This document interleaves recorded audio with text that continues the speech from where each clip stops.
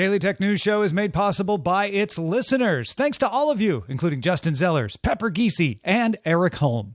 Coming up on DTNS, Stephanie Humphrey helps us make sense of a California bill to punish social media companies for addiction, specifically related to children, why the tech media is going crazy over Apple's universal control, and Fido has new hope for killing the need for passwords. Not your dog. This is the Daily Tech News for Friday, March 18th, 2022. In Los Angeles, I'm Tom Merritt. And from Studio Redwood, I'm Sarah Lane. And I'm the show's producer, Roger Chang. Joining us, technology contributor to ABC News, author, and host of the Tech John podcast, Stephanie Humphrey. Welcome back. Hey, good to be back. Happy to be here. Good to have you as well. We are going to get right into the tech news with some tech things you should know. The Australian Competition and Consumer Commission is suing Meta, alleging in federal court that scam ads were being displayed on Facebook featuring public figures promoting cryptocurrency, even after some of those public figures complained that their names and images were being used without consent. Fortescue Metals filed litigation against Meta in Australian and American courts over similar fake IDs. Meta's response is that it cooperated with the regulator's investigation so far and will defend itself in court. Russia's central bank announced Thursday that it has given major lender Sberbank a license to issue and exchange digital financial assets.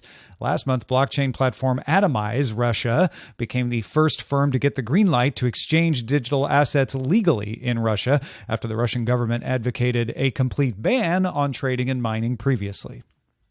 Automakers have been dealing with chip supply problems for quite some time now, but Toyota was dealt another blow by the 7.4 magnitude earthquake in northeastern Japan that occurred on Thursday. Toyota suspended operations at 3 factories, losing 20,000 units in the stoppage. The company also announced it will stop production on 18 assembly lines for a few days next week due to part shortages.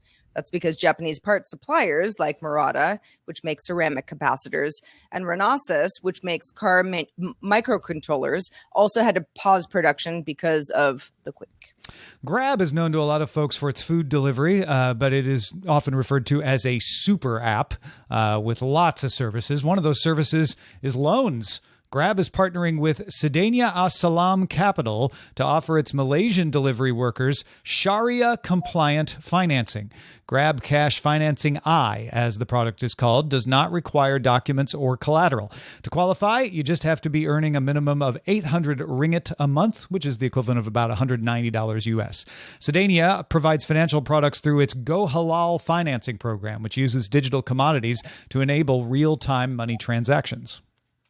During its announcement of the Galaxy A53 5G and A33 5G, Samsung also unveiled, somewhat quietly, the Galaxy A73 5G, a new top-tier phone in its mid-range A series.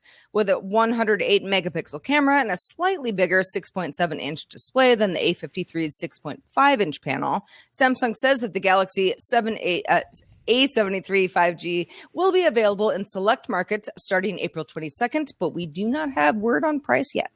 All right, let's talk a little bit about this thing that has got the internet ablaze. Oh, are they ever? So tech headlines, if you're in our line of work, rarely do they universally love anything. That's just the nature of tech news. However, we've got an anomaly today. Let's read a few from CNET. CNET says, universal control from Apple deepens the iOS-macOS relationship.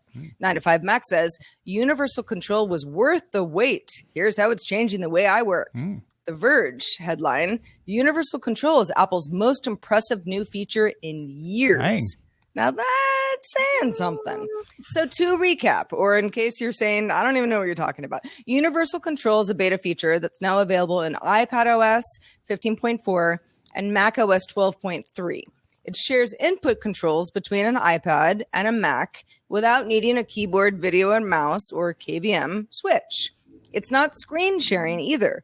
That is Sidecar. This is different. With Universal Control, your mouse can copy something on the Mac, then pop over to the iPad, and then paste it in an iPad OS app. You can also drag files between the two, going back and forth. And an iPad keyboard or accessory can control a Mac as well.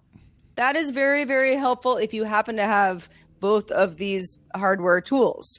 Third-party software has accomplished this for years. You might say, well, hold on a second. Why is universal control that great? It's native. It's native to the operating system, and by early accounts works really well. But it's on by default for upgraded users, and it's not necessarily obvious how you control it. Multiple writers remarked that they had to turn it on and off again, or maybe even a couple times to get it working, to get sync working. The devices that you want to use have to have Bluetooth on. They all have to be on the same Wi-Fi network. That's pretty standard. On a Mac, you have to go to the display settings and check all 3 universal control boxes. Once you do that, you can add an iPad.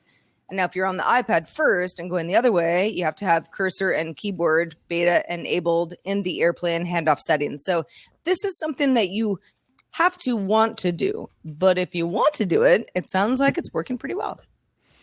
Yeah, Stephanie, I saw you reacted to most impressive feature in years. I mean, I was blown away by the M1 Ultra. I really, I thought universal control was, a cool sort of feature to have.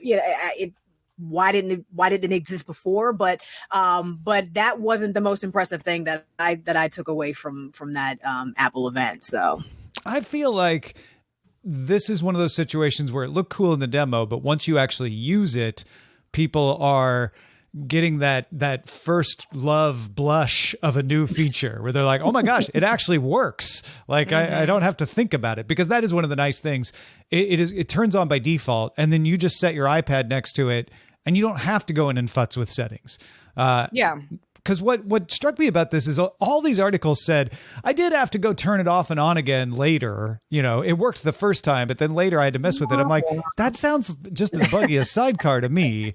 But I think the impressiveness of not having to turn it on in the first place and having it work has probably got a lot of people excited. And it probably works really smooth because it's at the OS level instead of having to do a third-party thing. Right. I don't use an iPad regularly anymore and haven't for some time, but I certainly am on Mac OS all day, every day. And I have other Apple products.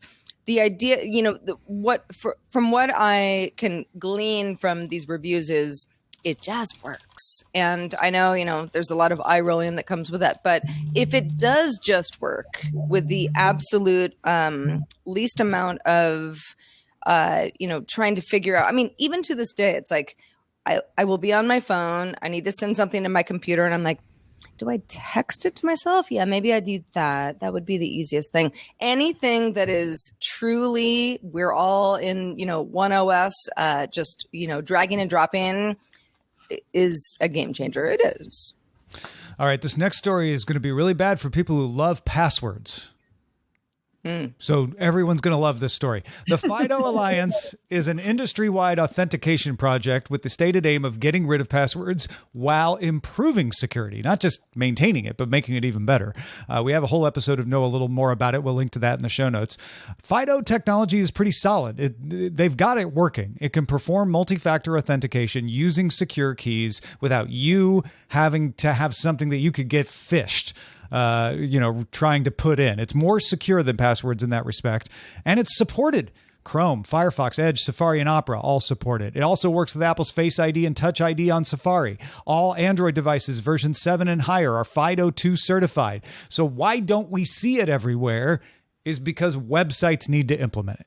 Websites are waiting for the pressure from their users before they go to the trouble of changing everything up and moving people onto Fido instead of passwords. Thursday, Fido published a paper they think has cracked the problem of user resistance. And it took all their firepower to make this paper. Fido members collaborating on this paper included folks from Intel, Qualcomm, Amazon, Meta, American Express, Bank of America, Google, Microsoft, and Apple. That's some That's a lot of brains. So, some consensus. Yeah. Fido works by authorizing a device to help you log in. Now, that might be a YubiKey that you use. In most use cases, it's something like your phone or maybe even a smartwatch.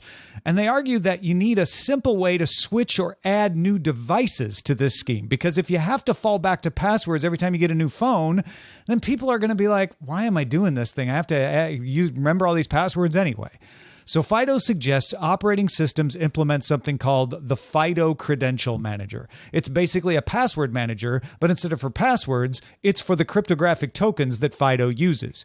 Android or iOS or Windows could all migrate them when you move to a new system, so you don't have to log in again. It would do that thing that Fido is good at of saying, not only did we make it the same, we made it better, because you're not going to have to do anything. As long as you authorize the move securely, then all your tokens move locally. Doesn't have to be in the cloud. It can be, but it doesn't have to be. Apple's already implemented an end-to-end encrypted version of this called Passkeys in Icloud Keychain. Now, that one does use the cloud, but it's end-to-end encrypted, so it's under your control. Passkeys is just their name for a WebAuthn credential, and a WebAuthn credential is what Fido uses. So that can be the credential manager for Apple. Fido also suggests a procedure to let a device act like a big token over Bluetooth. So just like a Bluetooth security dongle, like Google's Titan security key, your entire laptop or your entire phone could act like the dongle and make it easy to switch between operating systems, like going iOS to Android, for instance. If y'all have questions about this, I'm not like a super expert. I can try to answer them, but this does seem like if they can get people to implement it, they would make life a lot easier in a lot of ways. Well, I think a lot of, and myself included, when this kind of like, if you want to be as secure as possible, to have some sort of a hardware key that you use to log into various devices is the vibe. And people go, oh gosh, I don't know. I mean, can I just use passwords? But the idea that you already have a device that can be used as that dongle to unlock another device, that's, I think, where, sort of the sweet spot where people like me are like, I mean, I care about privacy. I care about security very much, but I also care about ease of use. That's where this seems to be going forward. And I might just be getting caught up on semantics here, but the idea that it's phish proof, that was what I got hung up on, because phishing sort of implies human error. And I think there will always be human error. So, maybe instead of someone being able to get your password, now there's a bunch of different websites that get spoofed so that you put your key in a website that you thought was the one you wanted, but is now something different where they can still collect that information. So I would be very careful about using the term phish proof, because I feel like people always find a way. I feel pretty good that they can say phish proof. It doesn't mean it's without any security flaws. And I think you're right to be suspicious. But phishing usually says, put in your token here, you put it in and they steal it. Mm-hmm. The way Fido works, both the website and the token have to be in agreement for it to work. So there's no way to steal it. There's no way for you, even if you put it in, even if you're at the wrong website and you put your token in, the website can't get anything out of it because it's using PGP. And so whereas if you type in your plain text, that code from text message, that can get phished. Right. Your Fido token can't get phished. Doesn't mean there aren't other flaws. You're absolutely right. And people will figure those out, but at least it cuts down on them. Right. And that's the idea. Right. Nothing's ever going to be entirely foolproof, but you've gotten rid of one main avenue, and so that's super helpful. Okay. Well, that's a good question. Sense. Yeah. It's a good question to have. Well, recently on a podcast called It's a Thing, co-host Tom Merritt and Molly Wood talked about the Air Wrap from Dyson. If you are not familiar, I don't blame you, but it is a part curling iron, part hair dryer, and has been quite the social media rage. TikTok alone, lots of videos about this particular device. I happen to have a knockoff that I use sporadically from Revlon, which is way cheaper. But let me tell you a little bit more about the Dyson and why people like it so much. Dyson announced Thursday a new version is coming later this summer, and here is how it's getting better. The Airwrap takes advantage of something called the Coanda effect, which is the tendency of of fluid or air to fall at a convex surface. So if you're thinking about hair, a high pressure motor pulls hair onto the barrel device to style hair without heat, and then theoretically without heat damage, which is one of the things that, is kind of an issue with heating your hair every day with a really hot hair dryer. In the current Airwrap, the attachment determines what direction you're curling. The new Airwrap will have a switch that changes flow of the air, so you don't have to switch out attachments just to curl in different directions. You will still need to switch the barrels depending on how big of a curl you're looking for, No judgment. It's all about you. The barrels come in 30 millimeter, 40 millimeter, or 40 millimeter long and 20 millimeter long. Lots of options there. There are also new attachments, like a smoothing dryer that promises to take your hair from wet to damp without flyaways. We'll see. Something Dyson Supersonic Hairdryer also promises. There's also firm and soft brushes for a straight finish, and Dyson says that the whole thing is going to work a lot faster, and if you have the current AirDrop Dyson, we'll sell you the new attachment separately. Sounds great, right? Well, it depends on what your wallet has inside, because the new Airwrap with all the attachments will cost $600 US. We don't have an exact date yet. Sometime this summer is coming, but man, you gotta like this thing in order to buy it. Stephanie, you and I are going to be using this. This is one of those times where I'm glad I have no hair. I have no dog in this fight. I will say, however, though, that Dyson is like the Apple of its products. So, I'm very familiar with the quality and the design and all of the science and thinking behind Dyson products. So I can appreciate what they're doing here. Would I spend $600 if I had hair to get the perfect beach wave? I doubt it. But if that's something that, you're into and your hair is your thing and it's important for you for it to look a certain way and get a certain result every single time, then, I think this could be worth it. But, we'd need to look at that cost per use. Yeah, when Molly was telling me about this on It's a Thing, I was fascinated with the Coanda effect. I think that alone, the science behind it is interesting. How it's able to use that. That's the other thing Dyson's really good about is finding interesting science and then turning it into a product. Yeah. But she also, Sarah, was like, yeah, but the Revlon one does the same thing. It's way cheaper. So I think it's like $30. Yeah. So I think it's super smart for Dyson to be like, oh, but that Revlon hasn't caught up with this. Now you can curl both directions. And you don't have like 12 different attachments on the Revlon. Yeah. It also, it kind of gets into the sort of like, do you like bathe in La Mer lotion, or do you just use, I don't know, Lubriderm? Ivory soap and Vaseline. Yeah. There you go. I mean, there is not one size that fits all here, but it is true that the Dyson hairdryer hybrid, the Airwrap, is well beloved by people who blow out their hair a lot. It's the investment bag of hairstyling products. It really is. Yeah. Hermes of hair products. Totally. Hey, folks, if you're feeling social and you want to get in touch with us on your social media of choice, you can do so on Twitter, DTNS Show, and Instagram, DTNS Pix, DTNS PIX. Go find us.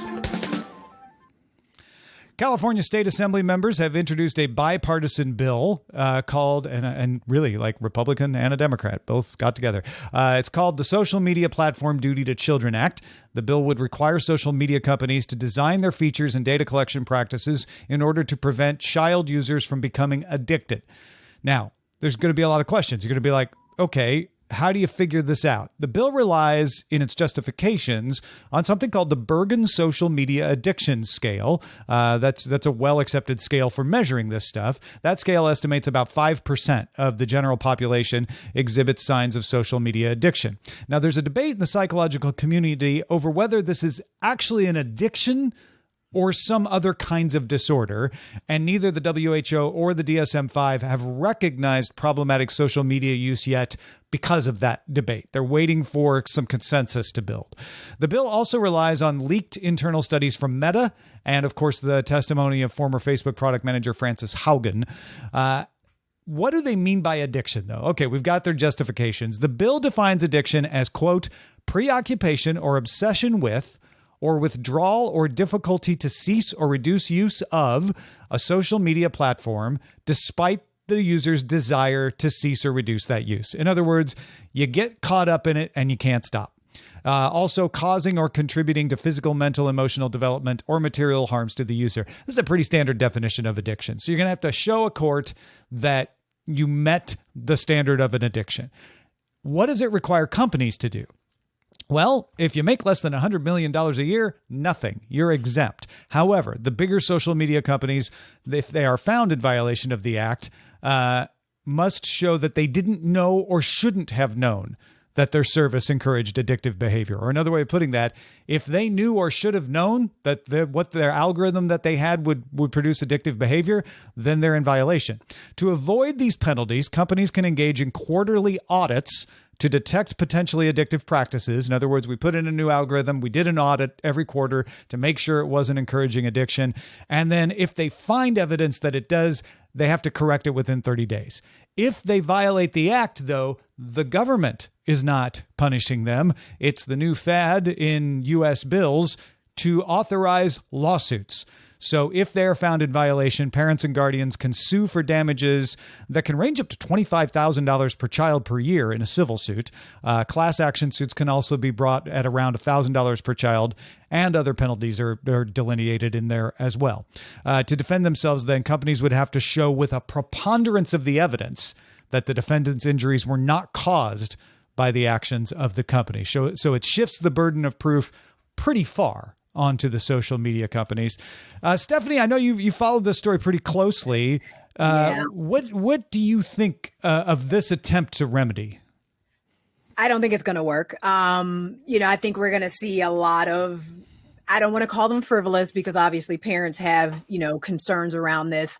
And their concerns are legitimate, but we're going to see a lot of lawsuits, but I don't think we're going to see a lot of the result that people expect from those lawsuits. I don't even think the social media platforms are going to just throw money at the problem just to get those folks to go away.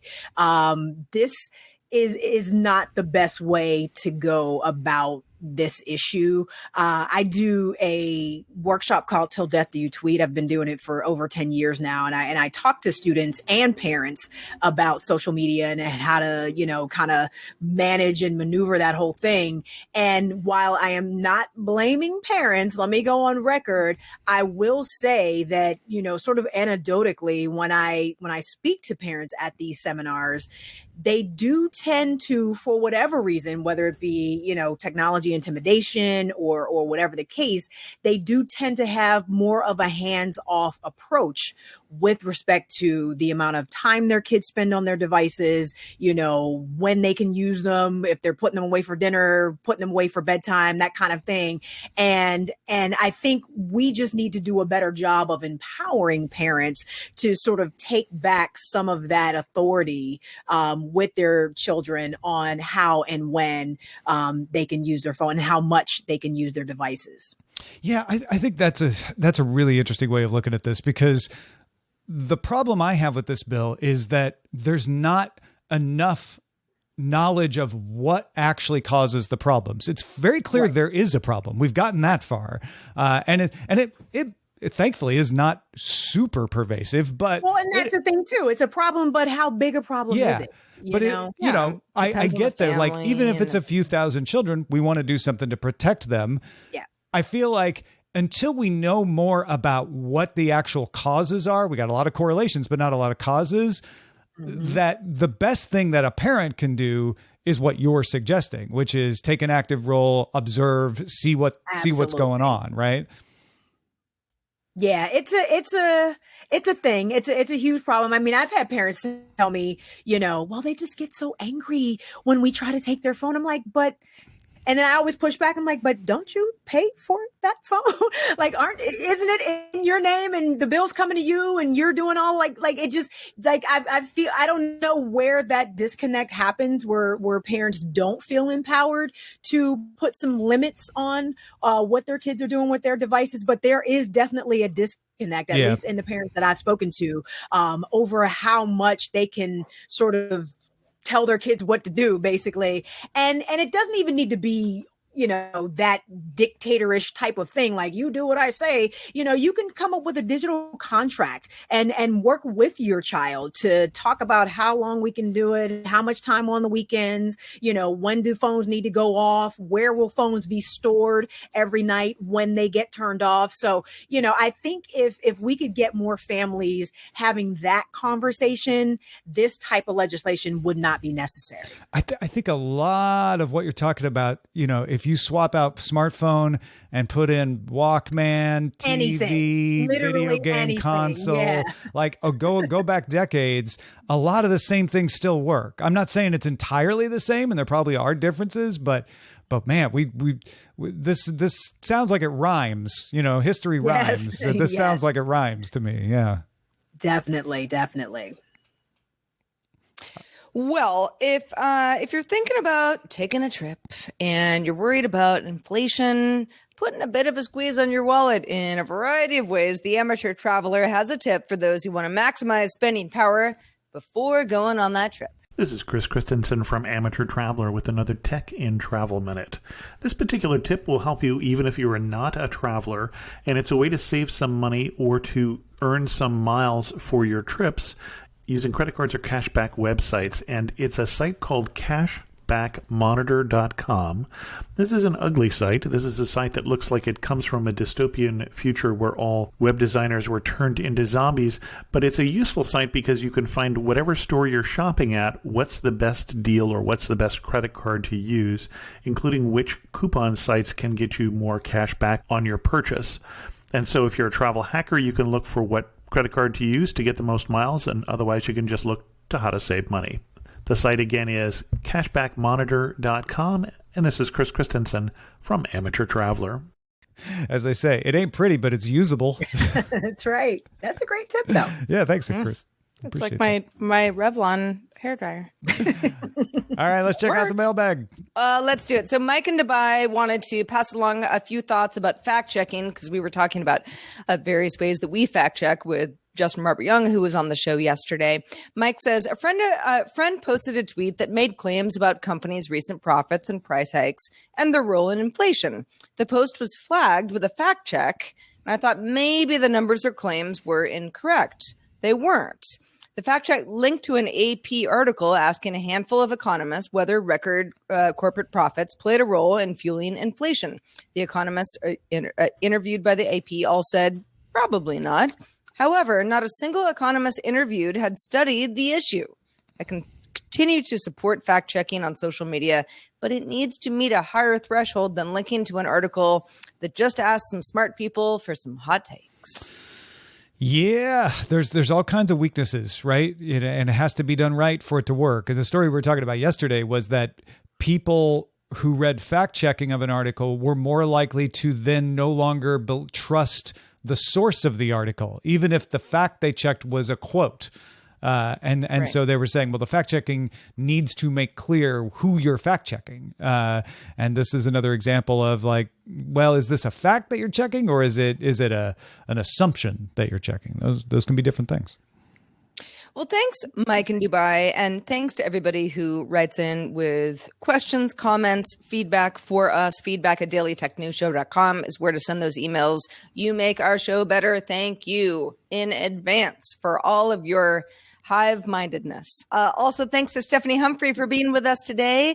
What's going on with you, Stephanie? Where should people keep up with your work?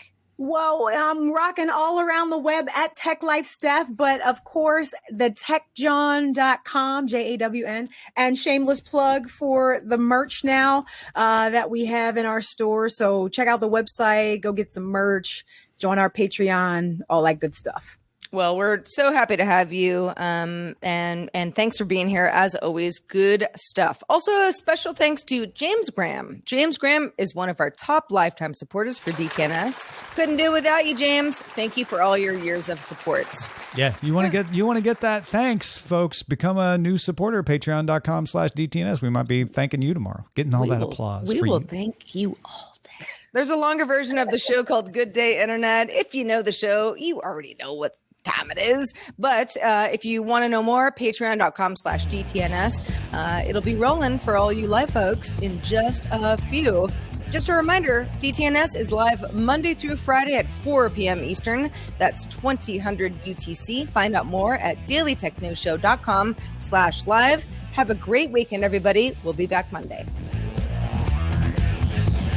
This week's episodes of Daily Tech News Show were created by the following people. Host, producer, and writer Tom Merritt. Host, producer, and writer Sarah Lane. Executive producer and booker Roger Chang. Producer, writer, and host Rich Straffolino. Video producer and Twitch producer Joe Kuntz. Associate producer Anthony Lemos. Spanish language host, writer, and producer Dan Campos. News host, writer, and producer Jen Cutter. Science correspondent Dr. Nikki Ackermans. Social media producer and moderator Zoe Detterding. Our mods, Beatmaster W. Scottus1, BioCow, Captain Kipper, Steve Gauderama, Paul Reese, Matthew J. Stevens, and J.D. Galloway.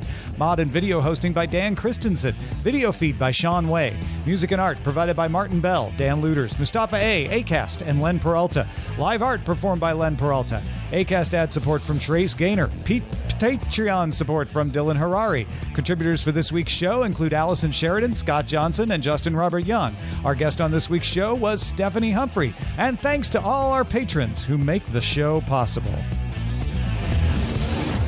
This show is part of the Frog Pants Network. Get more at frogpants.com.